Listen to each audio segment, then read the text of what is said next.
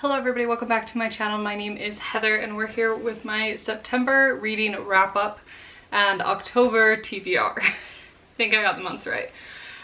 September was a bit of a weird reading month for me. I had a few videos that I was filming and then everything else was pretty much library books that came in, and so then I would put stuff aside to then read my library books. And so that's how this list came about. We'll just dive right into the books that I read in September. First off being, I'm gonna scoot to a side so I can put book covers up, but first book that I finished was Jonathan Strange and Mr. Norrell by Susanna Clarke. This is I'd probably classify it as an adult fantasy book. The premise of this book is that magic has disappeared from England and you're following two magicians who kind of pop up and are trying to bring English magic back. And this is all set during the Napoleonic Wars, and they're kind of trying to use magic to help fight the war, while they also are kind of competing on their two different ideas of how English magic should be run. I gave this book 3 stars. I thought it started out fine. Like the first 150, 200 pages were pretty good. I was feeling good about it, we were getting into stuff, and then the middle just kind of dragged so long. I really lost steam with it. And then the last like 100 pages was fine too. So it had a good ending and a good beginning, but it just was way longer than necessary. I just think I'm too much of a plot reader for books like this. It's one of those things where I can see why people would like it. If you were there purely for like the vibes or the characters, then you might really enjoy this book. I just kept getting frustrated because there was a plot happening, but it was going so slow. And it's also one of those books where you are seeing so many different POVs that you kind of know the whole story, but the characters only have a little snippet of it, and so it gets a little bit frustrating when it's that long of a book where you know from so early on what the issue is, and it takes the characters hundreds of pages to gather all the information in order to like actually fix the problem. And so that got really frustrating for me, that it was taking so long to get to the point where they knew what was going on and could actually fix the issue. And then they ended up fixing it just so quickly and honestly kind of underwhelming. And so, I don't know, not my favorite. I don't know that she's the author for me, but I can see why people enjoy it. So this isn't that I would say don't read this book, but it wasn't my personal favorite type of book. I'm gonna go out a little bit out of order here in the order that I finished things, but the next 3 books that I want to talk about were all in one video, and I'll link it up above, whichever side those go on. This was for my Reading My Physical TBR video, which came out not that long ago. It might be my last book video that I uploaded. I don't remember. But the first book that I read for that video was The Last Murder at the End of the World by Stuart Turton. Stuart Turton is one of my favorite authors. He also wrote 7.5 Deaths of Evelyn Hardcastle and The Devil in the Dark Water. This is a sci-fi mystery thriller where there is this fog that has killed pretty much everybody on Earth except for this one tiny island. And so you're following these people on this island. They have a few scientists that have built this perimeter that keeps the fog at bay so that everybody doesn't get killed by the fog. And then one of the scientists gets murdered. And so they're trying to solve this murder of the scientist, but as they're doing that, the barrier has gone down, and so the fog is slowly creeping in on them. And so they have this timeline that they have to solve the murder by before they all die. And so it is really fun. I think it makes it very high pressure. It's a very interesting world. It's very dystopian. I thought the solution was very clever. I didn't see it coming, but it was one of those ones where it's like, oh yeah, now that I see all the pieces and I know what happened, I can see how we built towards that. So it wasn't one of those like totally out of left field solutions, but I don't think I saw it coming. Definitely also a bit of a slow build type of a book where you're getting little bits and pieces that you know are going to be significant, but you don't know how until the very end. But because I've read several Stuart Turton books and I know how he writes, I knew it was going to have a payoff. So it was fine for me. I wouldn't say that this is what I would recommend as your first Stuart Turton book. Either of the other 2 would be good. My neighbors are working on the truck, so if you hear noises, sorry. But I did really enjoy this one. If you've read Stuart Turton's other book, definitely would pick this one up. I gave this one 5 stars. I thoroughly enjoyed it. I love a good thriller mystery, especially when it's merged with other genres, and that's exactly what Stuart Turton writes. I am unfortunately done with his backlist of novels. There's a few short story collections that he has a book in, so I might pick those up at some point, but I'm going to be anxiously waiting for the next Stuart Turton book. And then the next one that I read for that video was also from one of my favorite authors, and that is Hemlock and Silver by T. Kingfisher. This is her latest release. This is a Snow White reimagining where the king comes to this lady. Our main character is this person who is a poison master, I guess would probably be the best way to put it, but she studies poisons and antidotes, and so she has committed her life to basically trying to find antidotes for poisons that nobody has a cure for. And so when the king starts to suspect that Snow White, his daughter, is being poisoned, he comes to her to get help. And so she gets pulled in to try and help figure out what's wrong with Snow. And it kind of goes from there. There's some really interesting magic in it. I really loved the duo that we get, the two main people. One of them is the love interest, and I don't love romance in general, but I like a good subplot. It's fine. And this one was done really well. There was a miscommunication trope in it, which I feel like could be a turnoff for a lot of people, but they handled it so well. It was like, we are both adults doing a job, and we're just going to do what we need to do regardless of how emotions are getting, and so I thought it was fine. I don't feel like this is the darkest book I've ever read from T. Kingfisher. It says it's a dark retelling, but I feel like this one's actually kind of more on the funny side of things. It's not like A Sorceress Comes to Call where the whole thing is written very gruesome and dark. This one definitely is very funny, but if you really think about it, there's dark stuff happening. So this one was another 5-star. Thoroughly enjoyed it. I would highly recommend. I think this could be a good first book if you've never read a T. Kingfisher. This one would be a good place to start. And then the last book that I read in that video was A Study in Drowning by Ava Reid. This one is a YA fantasy about this girl who her dream has been to be an author and join the literature college, and so she's taken the test to try and get herself admitted into literature school, and she has passed with a high enough score, but they won't let women into the literature school, and so she ends up in the next most prestigious school, which is the architecture school. And so when her favorite author dies and there's this competition to get to redesign his estate, she obviously submits an application and she gets chosen to go and redesign the estate. So she goes out to do that, and while she's there she runs into a literature student who is there to basically document all of the like letters and other types of papers that were left behind when the author died. And so she doesn't like him very much because he's in the literature school and she's not, and he's from like the warring country, which she thinks is something that should disqualify him from being a literature student, basically. This is more of a romantasy, which isn't my favorite genre. I definitely feel like it got sidetracked by the romance. This is another one where I feel like we had a strong start, a really long drawn out middle where we basically just did the romance, and then we had like 50 pages to wrap up the entire plot. This is a series. I don't know how many books are supposed to be in it. The second one is out. I personally feel like you could read this like a standalone, and that's what I'm going to do. I feel zero desire to continue the series. I felt like this wrapped up conclusively enough that I'm okay to just leave it there. I don't need a second book. So that's how I feel about this one. I ended up giving this one a 3.5 star. It was okay. Again, if you're into more like a romantasy thing, you might enjoy this one more. I personally just like the plot better, and so I was a little bit bored in the middle. And then jumping back to a couple of books that I completed on the Libby app while I was reading those books. The audiobook that I was listening to for the first part of the month was A Night in the Lonesome October by Roger Zelazny? Not really sure how to say that, but this one is kind of a funny one. I was originally planning to save it for October, but my hold came through, so I decided to just go ahead and listen to it. It is about all of these different classic like spooky season characters. So you've got like Jack the Ripper, Dracula, Frankenstein and his monster, and then a bunch of other ones that I didn't really know. So definitely some background knowledge that I didn't have, but I don't think it was an issue. I think you're fine. Oh, and then Sherlock's in it. That's the other character. That's a big one.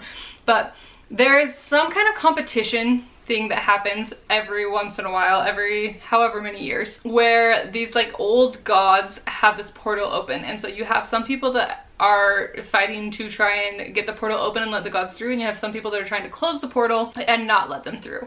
And so there's this whole competition leading up to Halloween night when the actual portal opens, and they're gathering things and prepping and doing all of this stuff revolving around the competition in their various ways. Like, obviously Jack the Ripper is going out and killing people to gather his supplies and stuff like that. But the fun part about it is it is all narrated by Jack the Ripper's dog. And so you're following this entire storyline from the POV of the animal, like, familiars of all of these characters. So it was good. It was definitely a little confusing. And part of that, I think, is because you were following the animal's POV. And so there's a lot of stuff that I feel like they just start talking about and never really explain it, and you just kind of have to try and figure it out as you go. A lot of inferences have to be made while reading this book. So if you're not caught up on at least some Halloween classics, this book would, I think, be even more confusing.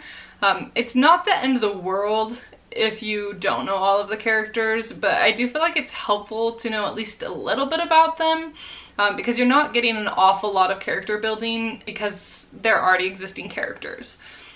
So that was interesting. There's a little bit of a mystery. It was fun. I think it was a good time. It's not like my all-time favorite book. I ended up giving it 3.75 stars. Again, it was good. If it sounds interesting, give it a try, but it was a little bit hard to follow. And then I also read on the Kindle through Libby Akarne by Lynette Noni. This is book 1 in the Medoran Chronicles. I've heard about this a lot from Rachel Catherine. She has read the whole series and she's raved about it. And so when my Libby finally got a copy, I decided to go ahead and borrow it.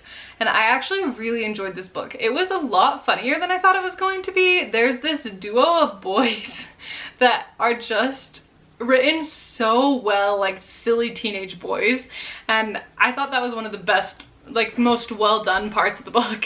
But this is another YA fantasy where you're following this girl who, her parents are archaeologists or something like that, and they go off on an expedition in Siberia for 9 months with no contact, no internet, and so they send her to a boarding school. But when she goes to enroll in the boarding school, she steps into the headmaster's office and it transports her to another world. And in this world, people have powers. They say that it's all scientifically explained, but it really feels like magic. So it's a little unclear on if this is supposed to be sci-fi or fantasy. I feel like it's magic. And she basically just gets swept up into this world of going to this magical school while they try and figure out how to get her back home. And there's some interesting things with this guy who comes and is like, you are gonna be who helps me with my quest. And she's like, you seem evil. No, thank you. And it goes from there.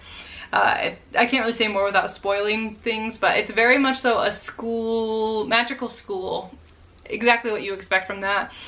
This definitely feels very YA, but in a good way. Like, it's kind of that nostalgic YA feeling, but in just like a very funny, lighthearted way. It's nothing too crazy, but there's still a really good plot. And I just do still have lots of questions. I definitely do want to continue the series. My Libby doesn't have the next books, so I might just end up buying them all on Kindle so that I can read them. We'll see when I get around to that, but overall, really good. I gave it 4.5 stars. I definitely would recommend. And then the next 2 books are also ones that I got from Libby. So again, I had lots of library books that I read this month. The next audiobook that I listened to, I went ahead and picked up the next Penric and Desdemona book that I was on. This one is book number 7, and it is The Orphans of Raspe. And this one falls right after book 6, I feel like. There's a little bit of what I feel like is a time jump because there was stuff that happened with characters that I don't remember reading. And so I think we had a time jump slightly, but not much. But you're following Penric as he is off on another one of his missions for something that some duke or whatever has sent him on, and his boat gets captured by pirates, and he ends up in this hold with these twin sisters and that are like little girls, and he decides to try and rescue them. And so you're following this like escape from pirates, and it gets messy, it gets fun. These ones are just good. If you don't know the Penric and Desdemona series, they're by Lois McMaster Bujold, and they're like a spin-off series of novellas from her main books that is called like The World of the Five Gods or something like that. I've not read any of the main books, but I have been working my way through the Penric and Desdemona series and I've been really enjoying it. The last few haven't been as good. I feel like I need to take a break from them and then come back and I think I'll enjoy them more. I gave that one 3 stars. Not my favorite of the series. I definitely think the first couple have been my favorite so far, but I will for sure continue reading them. I think that Penric and Desdemona are just a fun duo. If you don't know, Desdemona is the demon that is inside Penric. And so that's kind of the whole premise of those books. And then the next one that I listened to was Starling House by Alex E. Harrow. This one is another one that I've seen all over the internet, and so I just decided to borrow it because I saw it was available. And I did really enjoy this one. This one has definitely a little bit more of like a spooky vibe. There's a bit of a mystery going on. You're following this main girl, and I can't remember her name. Her mom is dead, her dad was never in the picture, and she's basically raising her younger brother. And so she's kind of working this like super low income tractor supply job, and she's been drawn to this one house that is like this super secret house in their like little small town that no one's ever seen the owners, no one really knows who lives there. They just know that it's the Starlings, and there's all sorts of stories about this house. And nobody really knows the real story, and she just felt drawn to this house her whole life. So finally one day she goes up to the house and she cuts herself on the gate, and he comes out and there's like this whole interaction thing, and then she decides to go back and basically ends up getting offered a job as a housekeeper for this house. And she starts to dive into all of the different magical things that are going on, and there's this like evil corporation that's trying to threaten her to get information about the house because they want the mineral rights, and there's this whole thing going on. I thought it was really well done. I liked the magic. I loved the sentient house. I thought that was one of my favorite parts of the book. I love the relationship between the sentient house and the main guy character who lives there. They have like a sibling relationship and it's so funny actually. I think my biggest complaints about this book is just there's some content in it that I didn't love. I'm not the biggest fan of like spice. It wasn't the worst or like most explicit steamy scene, but it was more than I wanted. And there was a lot of swearing. So those are kind of my biggest things that I think would hold me up from recommending it to people, is just content wise. It's not the cleanest, but it's not terrible either. So that's Starling House. Really fun. I like the plot. I could have done without some of the content. And then the last book that I finished in September was actually a very recent one, and this is In the Time of Butterflies by Julia Alvarez.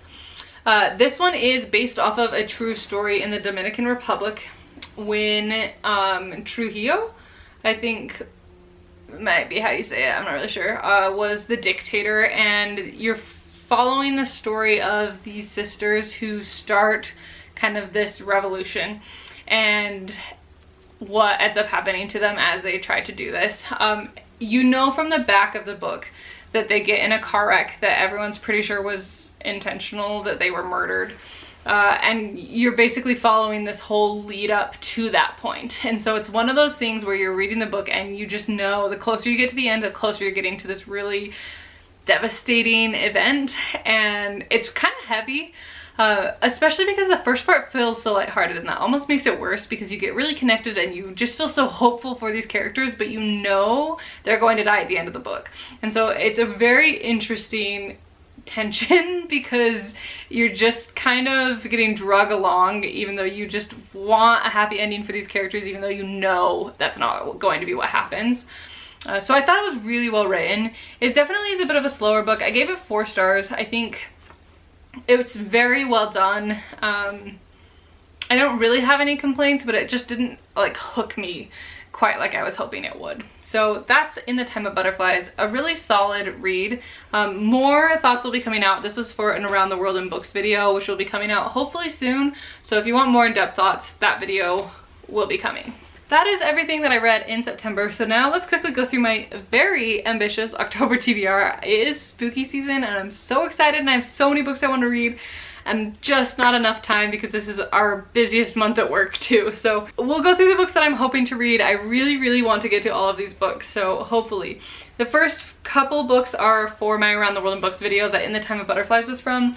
First one is Black and White Sands. I have like 50 pages left, so I will be done with this one very soon. This is a memoir about Elma Napier, who moved from London to Dominica, and basically just her story of moving. And so I've got 50 pages. I will be done with this one very soon, so little less intense considering I'm almost done with this book.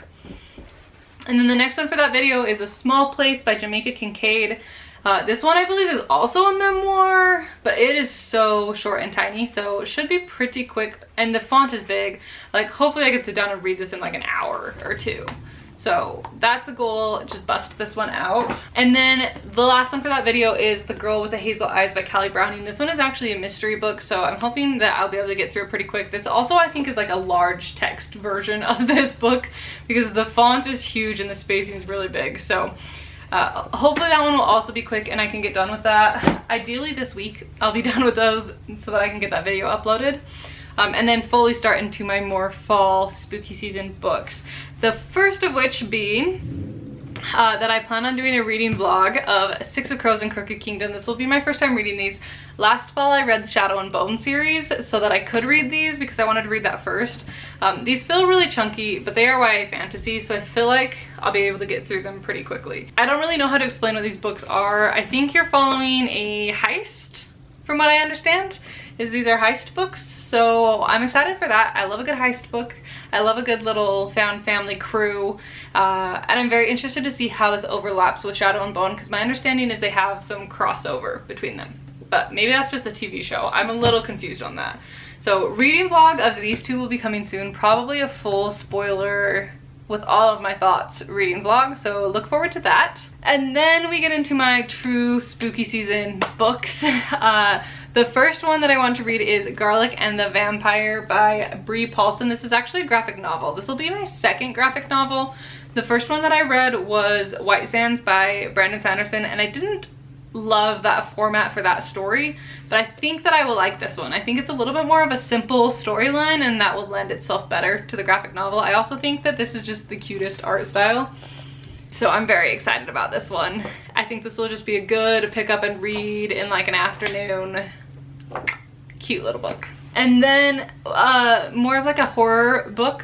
I want to read The Twisted Ones by T. Kingfisher. I don't actually own this one yet. I'll need to buy it, but this one, I think she goes to clean out her grandma or grandpa's house or something like that, and there's maybe creatures in it. I don't really know the premise of this. It's T. Kingfisher. I'll read anything she writes. So that's The Twisted Ones. And then I have two Halloween classics that I want to read. I will probably listen to both of these as audiobooks this year. The first one is The Legend of Sleepy Hollow. This one's obviously just like a classic. It's like 3 hours, so I should be able to finish it. I have a drive to Boise, so maybe I will try and get it and just listen to that on my whole drive to Boise because that's like 4 hours, so that would give me plenty of time to finish this book. So that could be a fun time to try and check this one off my list. And then the other one that I want to read is The Halloween Tree. From my understanding, this one's a little bit of a younger book about these kids who go trick-or-treating and maybe run into like a monster or something. I don't really know. They're just classics. I don't really feel like I need that much of a premise when I'm trying to dive into classic books. The last one that is like fully a spooky season book, I want to read The Graveyard Book by Neil Gaiman. This is actually one of my husband's favorite books from when he was a kid, and I never read it. So I want to try it out. I think it's about this boy who is maybe being raised in a graveyard by like the ghosts. And that's about all I know. So we'll see. This one's again just like a middle grade book, so it should be a relatively quick read. Oh, it looks like there's like illustrations. That's fun. I haven't actually looked through this book yet, so that one will be interesting. I really like this version of it. And then the last book that I'm officially putting on my TBR is The Mystery of the Blue Train by Agatha Christie, because what would an October be if I didn't read an Agatha Christie mystery? So this is my next pro book that I need to read, so I'll be doing this one hopefully very soon. If I somehow miraculously manage to pull off reading all of those books and have extra time, I do have so many other books that I would love to get to. I just don't know that that's gonna happen. I really think that this is an ambitious TBR as it is, so we're gonna leave it at that as far as what's officially on my TBR. Oh no, there was 2 other books. Okay, I was about to wrap this up, but I have 2 books out from the library right now.